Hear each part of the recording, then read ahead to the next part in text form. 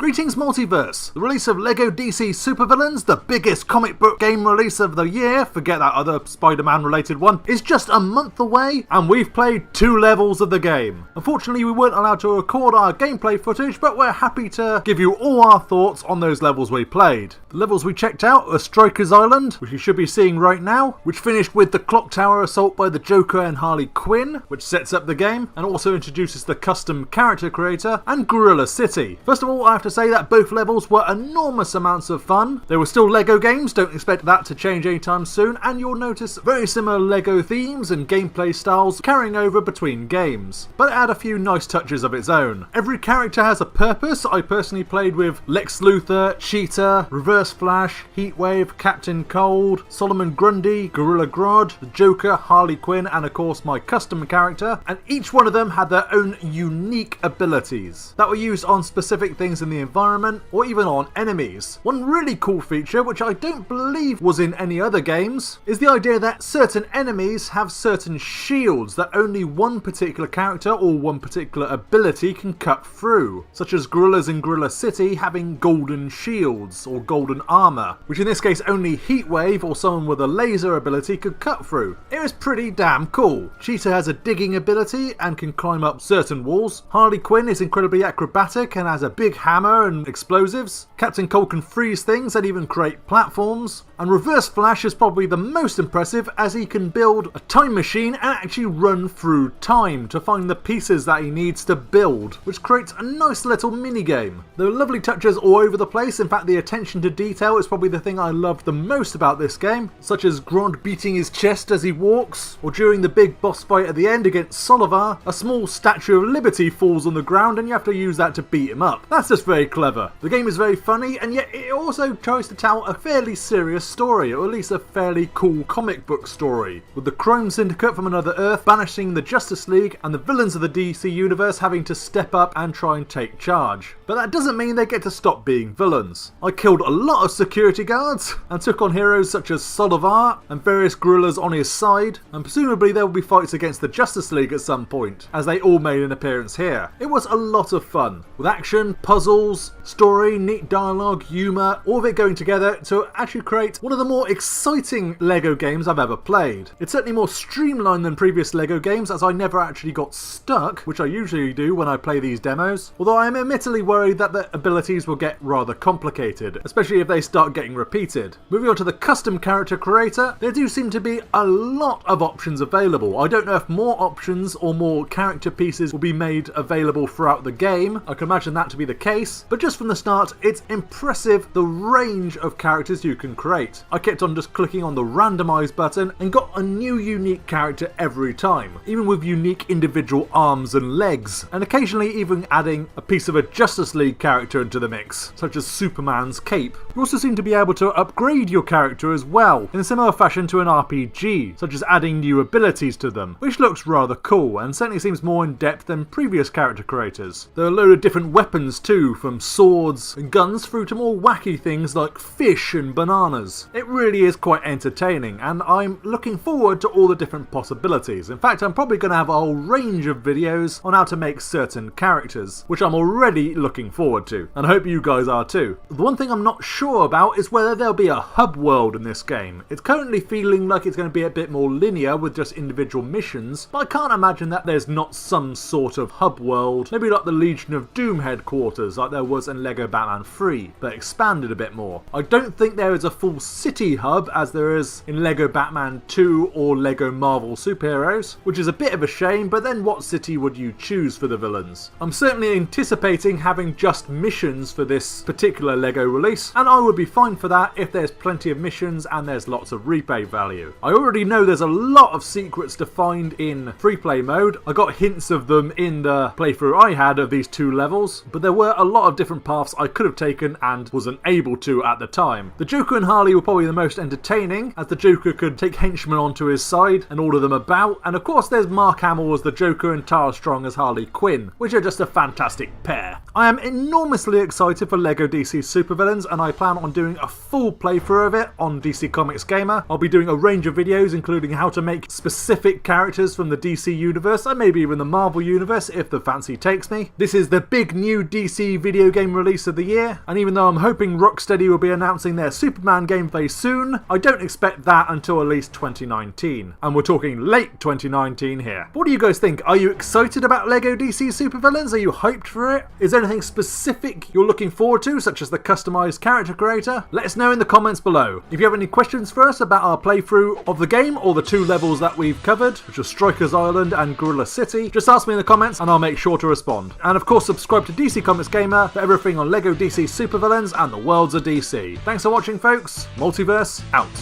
You can be a goody two-shoes till the end of your days. You can listen to them say crime never pays. You can follow every law and fear the big black bat. But why would you want to? Where's the fun in that? Where's the fun in that?